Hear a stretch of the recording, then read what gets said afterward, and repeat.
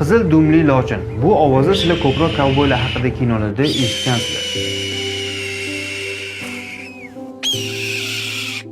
Kit boshi. Bu qushning ovozini eshitsanglar, xuddi kimdir kalashdan sizni otayotgandek tuyuladi. Ulkan tun qushi.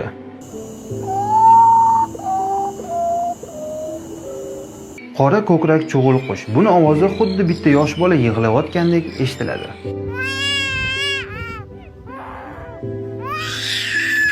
Qichqiruvchi qirqqush pipit. Buni ovozi qayerdadir ogohlantiruvchi signalizatsiya ishlab ketdimi deb o'ylaysiz, agar eshitsangiz.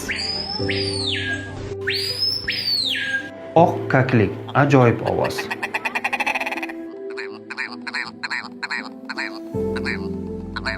Kiwi. Yangi Zelandiyaga borsangiz ko'rasiz. Buni ovozi qulog'ingizda teshib olishi ham mumkin.